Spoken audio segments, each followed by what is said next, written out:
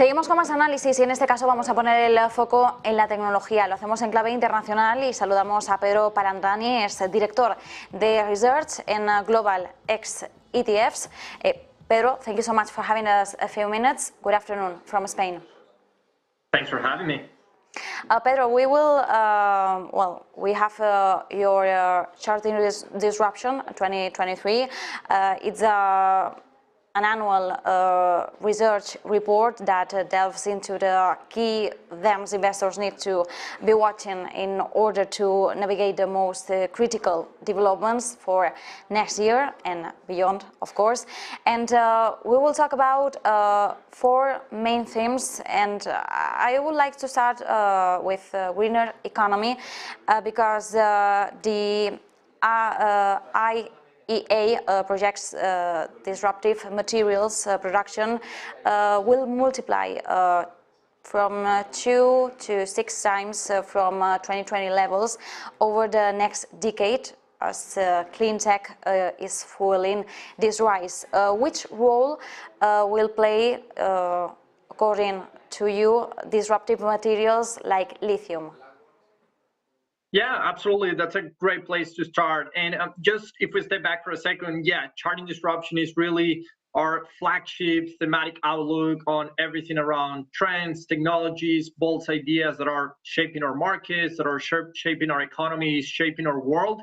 And to your point, yes, disruptive materials really is one of those key themes, right? As we think about the transition towards clean energy, like you pointed out, we're going to need those underlying disruptive materials that are key for these technological developments, right? So if you think about it, if you like an electric vehicle, for example, lithium is that key common denominator across every single battery technology. You can actually change the chemistry and use nickel, cobalt, aluminum in other batteries, but lithium, for example, is that key component within electric vehicle battery technology. And just for context, in 2022, we're expecting about 700,000 metric tons of lithium demand, and this demand is really coming from electric vehicles mostly, to really grow over 5 times by 2030. So that growth opportunity really presents an opportunity for investors over the next 5 to 10 years. If we talk about experimental tech, we have to talk about cloud, connectivity. Of course, the evolution of data generation. We are seeing how tech giants such as Alphabet, Apple, Amazon, Microsoft are investing billions in this data generation. And of course, we have to talk about Web3 because its evolution will be key in all this environment of technology. How do you see the evolution of all these variables? Yeah, great question. So with cloud technology, you know, this is something that it's really been around for the last 15 or 20 years, right? However, if you look at the spending in cloud technology, only represents about 15% of the total technology spending around the world. So we really expect that to accelerate over the next few years. And at the same time, only about 35% of IT workloads are actually on the cloud. So penetration levels are still relatively low on the cloud technology side of things, but we know that right now, for example, we're working remotely more than ever. We're connecting with family and friends around the world using communication platforms. We're playing video games more than ever as well. All of that really relies on cloud technology, and that's why we really see an investment opportunity around cloud technology. At the same time, the business model is very attractive. You have high revenue retention rates. It's usually a subscription model, which for investors is very attractive. So cloud technology is one of those high conviction ideas that we have when it comes to investing over the next few years.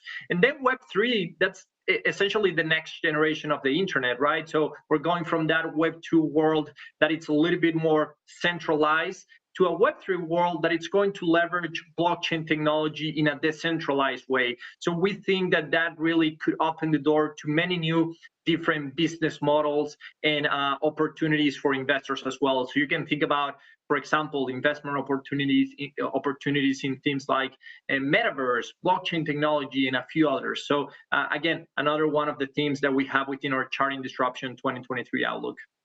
And of course, we have to talk about fintech too, digital financial services.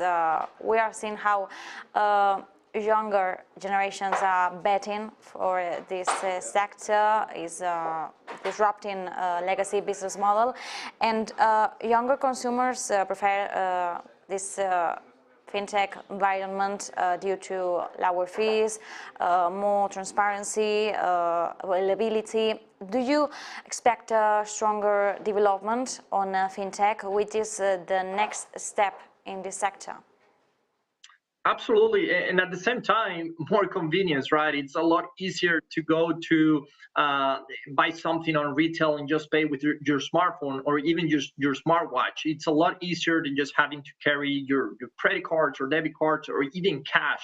So I think there are a lot of benefits of really leveraging fin technology, and that's something that we've seen around the world, especially in emerging markets. If you look at China, for example, mobile payments in China really represent trillions of dollars in transaction every single year, and adoption continues to grow.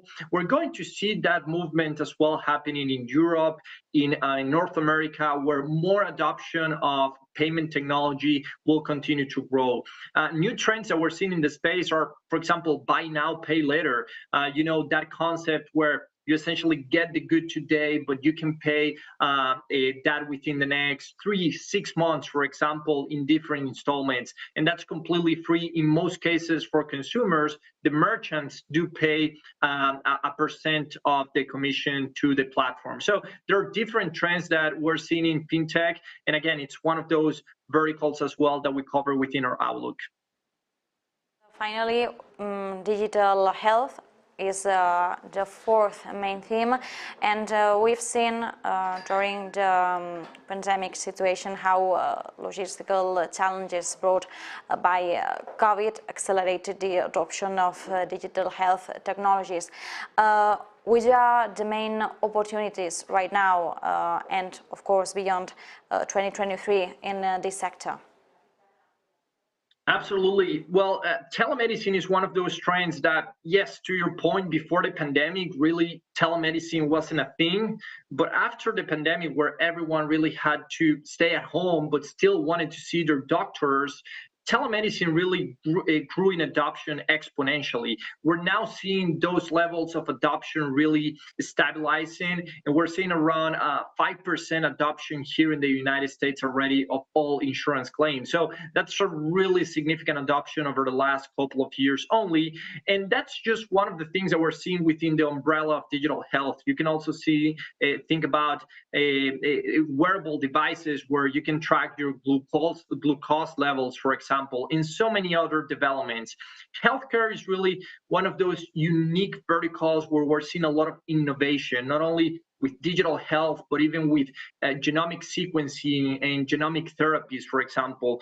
Right now, just to give you a stat, about 75% of the cancers are detected when a patient is showing the symptoms, but with technologies like liquid biopsy, for example, we can essentially detect all of those cancers at early stages. So that's a lot of innovation that we could see happening just within the next 5 to 10 years, and why we're including that within our outlook as well. Palandrani, thank you so much. It's been a pleasure. Thanks for having me.